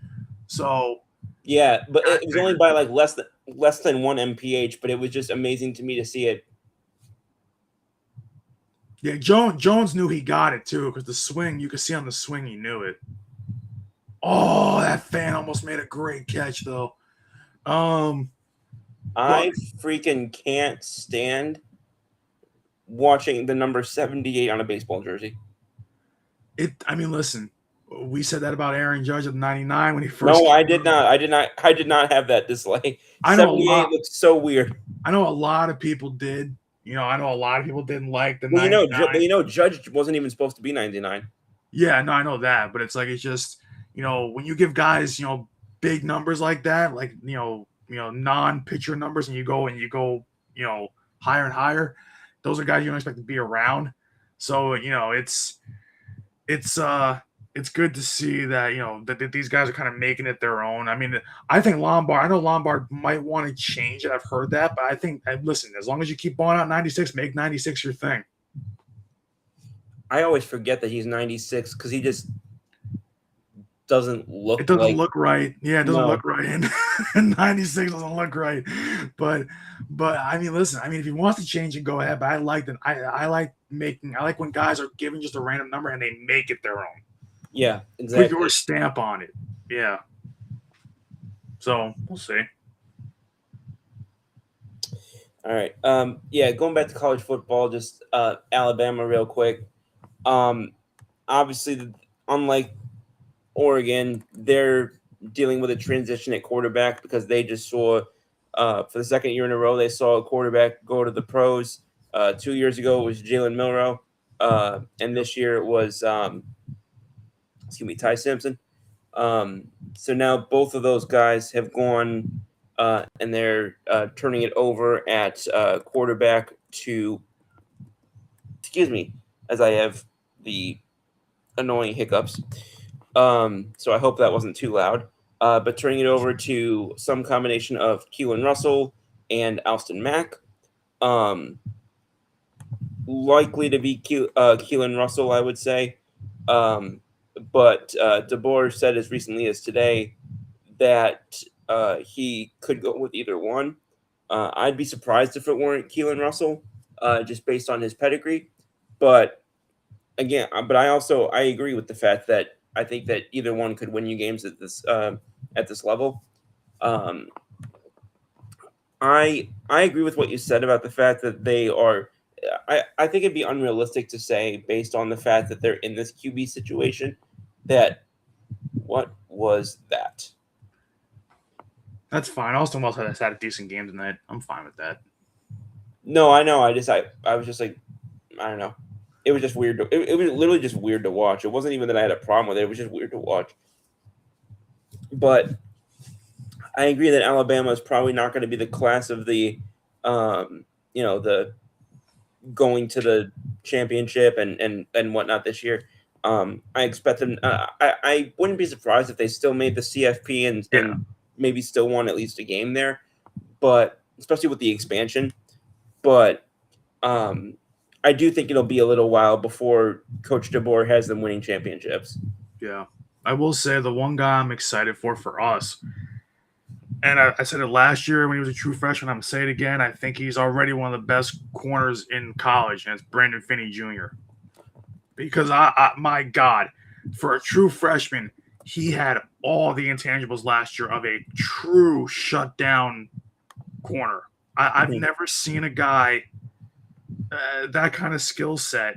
I mean, when you win the starting role at Oregon as a true freshman, yeah, you're talented. And I mean, last year, he showed it.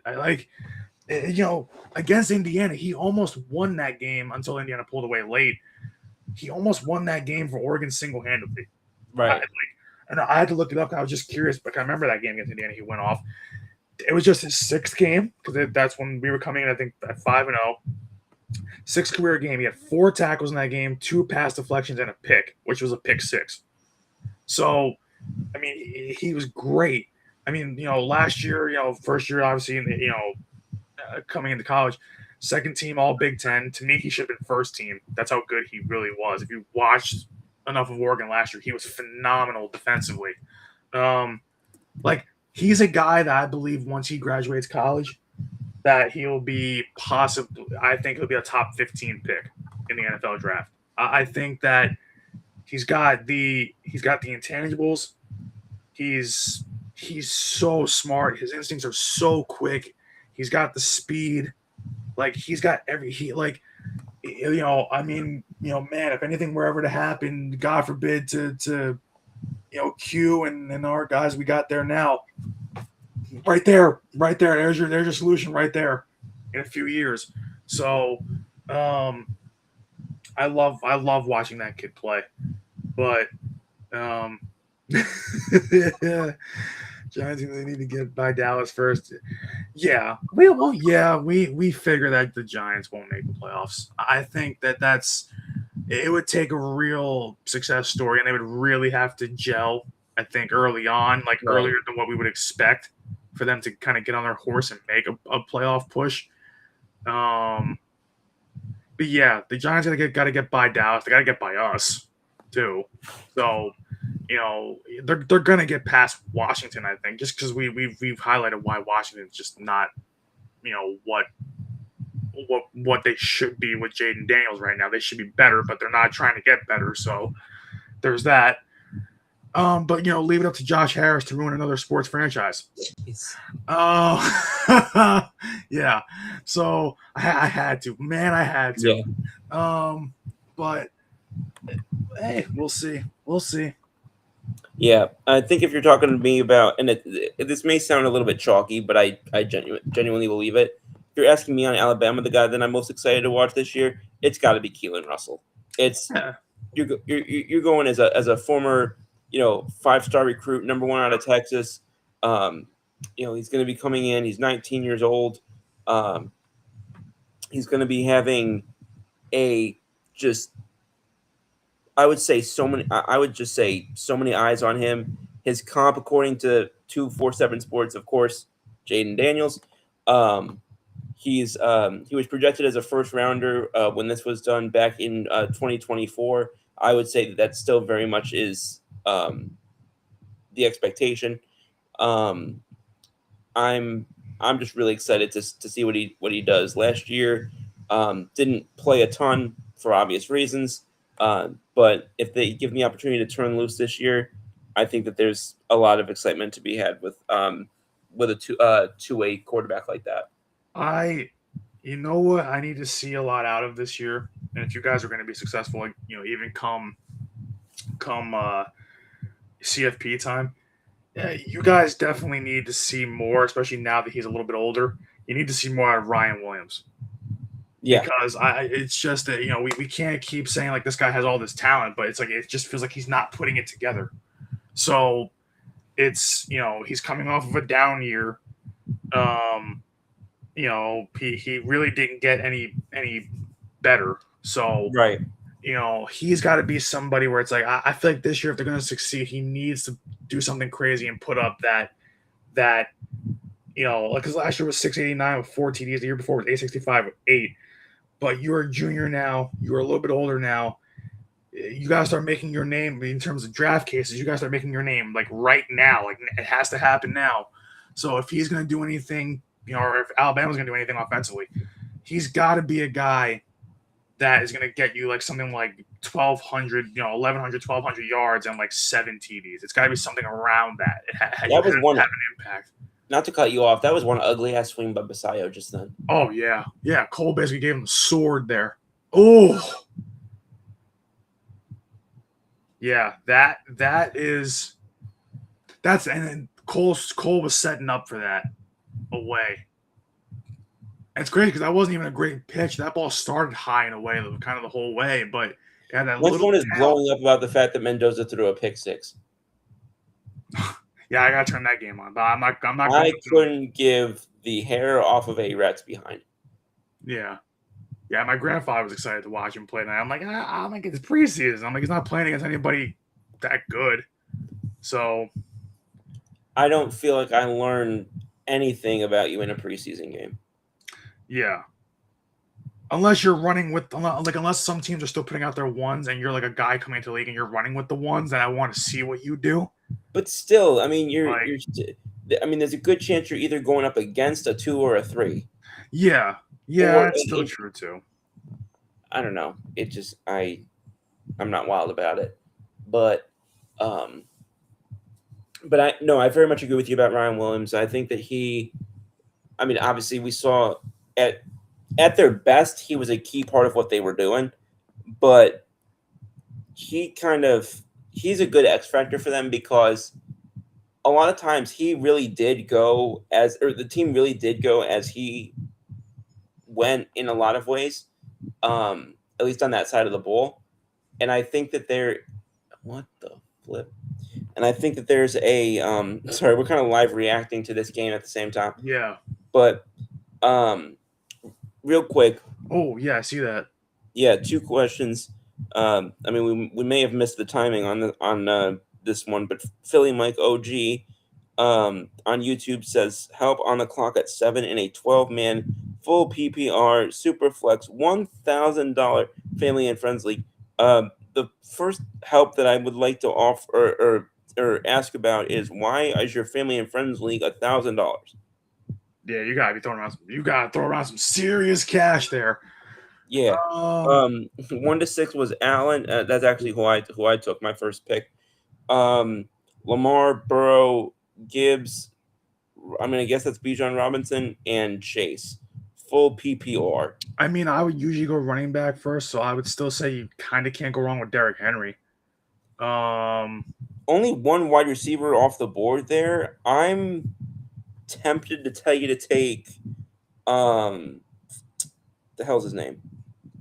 Jefferson, Jackson Smith-Njigba. Oh yeah. Oh, that's right. Yeah. Honestly, JSN would be a good pick there.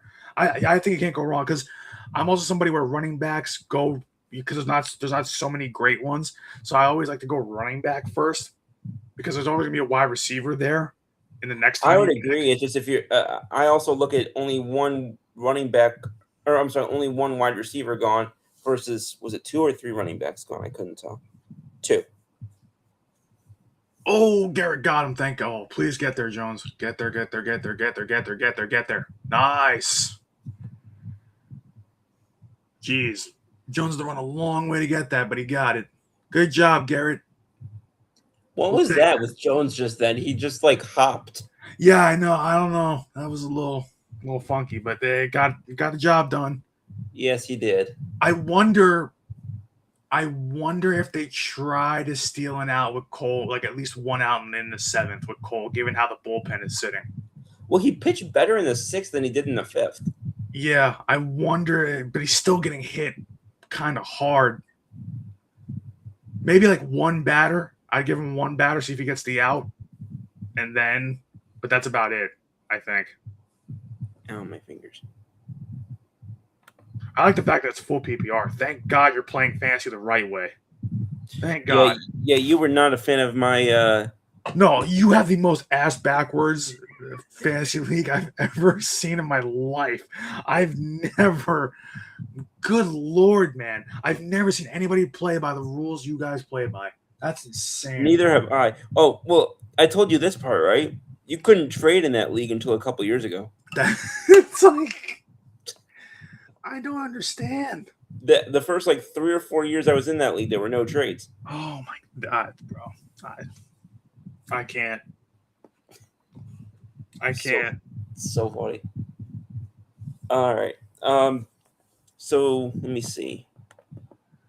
We've covered.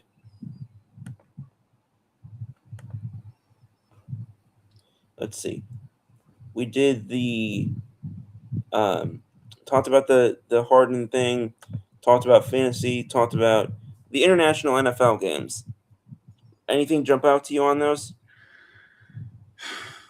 I mean, we all know I'm not looking forward to those. Just the only person that is Rob, because Rob has a what's the term? Not obsession. He's got like a. I mean, I have a word, but I can't use it on a family friendly. I mean, Rob is like one of those, like, listen, we're all diehard fans, but it's like, damn, man, like, I'm not getting up at 9 o'clock in the morning to watch, Raiders Jags in London. Like, yeah, no. Like, I know that's not the matchup, but obviously I know we're playing. Well, we have to get up for ours because we actually are playing against the Jags in London. Yep. So we do have to get up for it. But here's the thing though. At least that should at least be a somewhat good game. Yeah. Like in the last couple of years, you would have like Browns Falcons, and I'm like, who the hell's watching that? The little did we know the Falcons were doing some reconnaissance work on Stefanski. But yeah, I'm excited for our international game because it actually is two good teams. Obviously, given where the Eagles are historically the last 10 years, and given where the Jags were last year. So right. I think and I think the last time the Eagles Jags played in London, that was a barn burner of a game. So that was the Carson Wentz era. So that feels like forever ago. Yeah, and I remember we won that game too. I can't believe that era just ended. Like, was it 5 years ago? Yeah, 21, because that's when Hurts took over the second half of the season, or last like 4 games of the season. So yeah, 21. That feels like freaking forever ago. It really does. When I look back at the highlights from 2019 or whatever, I'm thinking that was 2 years ago. I'm like, no, that was 7. Like, what? That was 7 years ago. Like, it doesn't seem real to me. No, because the Carson Wentz trade was what, spring of 22? Yeah. Something like that. Well, actually, let me look this up real quick. No, spring of 21, my bad. Pigeon couldn't possibly imagine anything worse. I don't even want to know, Graham. I don't even want to friggin' know. Oh, man. Who did you tell that story to? All of them? No. I think it's just gone mad through the freaking comments. Oh, brother. I need to, I understand you had. Oh, that's a ball. Yup, challenge that, Trent. That's easily a ball. That was never. I'm just glad we still have challenges in the 7th inning, because the last couple games we've been running out of them by like the 3rd, and it drives me nuts. Oh yeah, there was one that Spencer Jones had the was it yesterday or the night before? It drove me crazy. I'm like, bro, why are you challenging the 3rd inning with 2 outs? Why? Like, I understand you want to keep your at bat alive, but you also understand the needs of the many outweigh the needs of the few. The game and the team is what matters, not the at bat in the 3rd inning with 2 outs.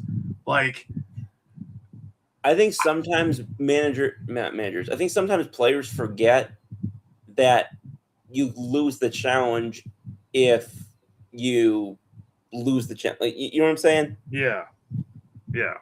I so I think sometimes they forget that. Mustard on pigeon. Yeah, I what Graham. Mustard on pigeon. I guess pigeon doesn't have a D in it. No, Mentos pigeon throw doesn't have kick a D in it. sticks. That's why I was tweaking the entire show. I watched people spelling it with a D. I'm like, what dialect is that? Yeah, yeah. I was noticing too. I'm like, who says pigeon? I'm like, it's pigeon. Pigeon. That just sounds like a Pokemon. Don't tempt the creators. They'll add one. Well, I mean, there's already Pidgey, Well, yeah. which Oh does yeah, have a D in it. yeah, yeah. Mm. Anyway, um,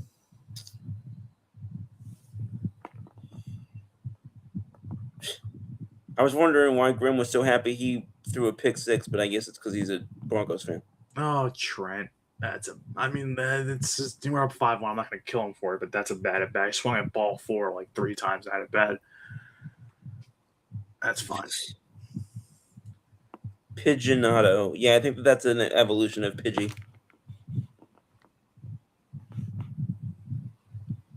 I listen. Growing up, I was not a Pokemon kid. I know everybody else was. I was not. I was a Yu-Gi-Oh and believe it or not, Digimon kid. So Interesting. I had some Yu-Gi-Ohs, but I also had I only barely dabbled in this. I had some Bakugan.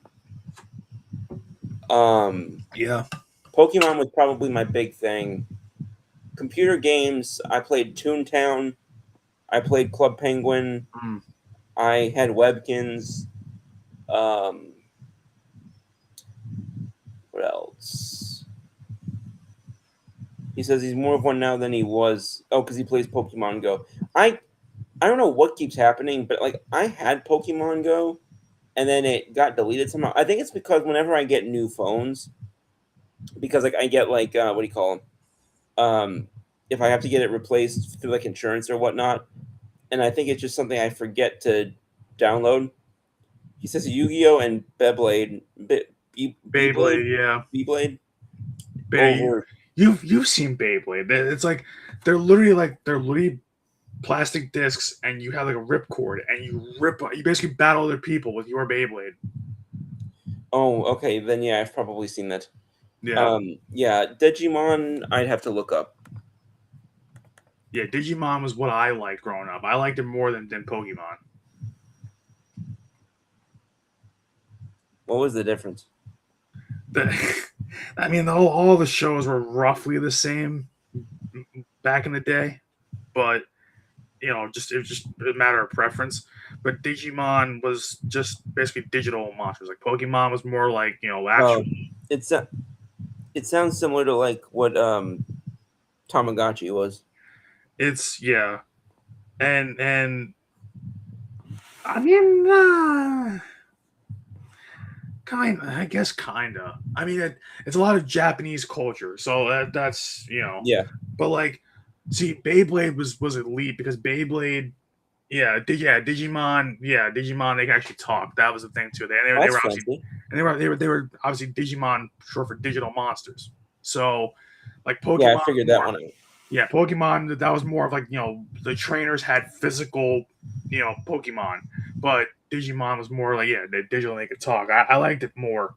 Um, I just thought it was more niche. I thought it was like more representative of like I'm not a big like Japanese culture guy, but like when those shows were around, like I was like, nah, Digimon feels more like authentic. It doesn't feel like it's like over westernized. Like obviously it doesn't feel like it's like Pokemon was more like for a US audience. Digimon felt more like you know basically Japanese audience. So it kind of just like Digimon was like kind of the more niche of the two.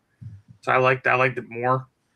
Um, but Yeah, they are basically the beefier version of Tamagotchi. Yeah, more or less. Yeah, but I don't know. I see my favorite shows real quick growing up. Like I didn't watch all those like religiously, but I liked Digimon more than Pokemon. I liked Yu-Gi-Oh a lot. I watched the show. I used to have the cards. I used to have all like the best cards too. I had Dark Magician. I had what was that? Blue Eyes White Dragon. Oh yeah, I know what that is. I had like all the huge like cards, and like my friends would have like we would shuffle them, and then we would do it in a way where it's like we used to have the actual decks, the card decks, but if we didn't have the card decks, we would combine all my because all my friends had Yu-Gi-Oh cards, so we would shuffle all of them, bring them all to class, shuffle them, and then deal them all out, and then we would bet that's how we would battle each other anyway. It would just be random. So but we always knew whose cards was who. So like everybody got their cards back at the end of the day, whatever card pile it was.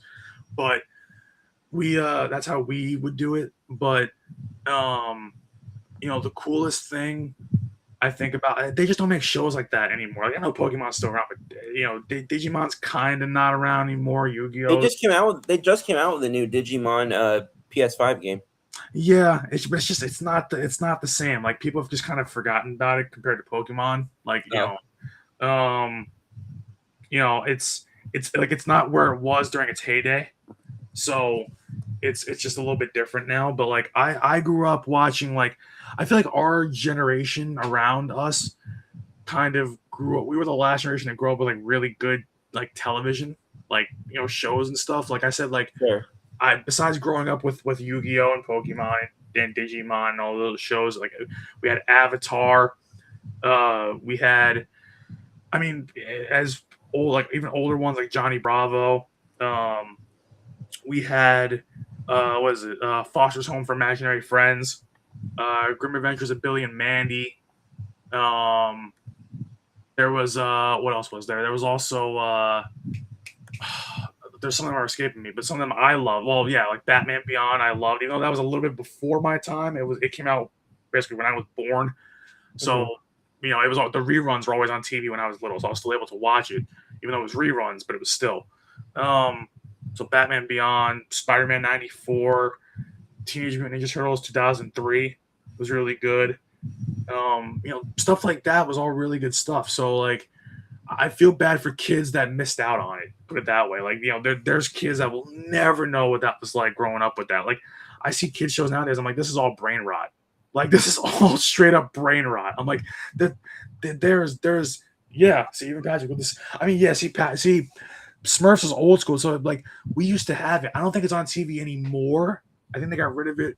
Like when we had Verizon, I think they got rid of it as a channel. But they used to have Boomerang. So Boomerang would have the Smurfs. Yeah, I remember Boomerang. It would have all the older shows, the old Scooby Doo, the Smurfs, the Snorks, the Flintstones, the Jetsons.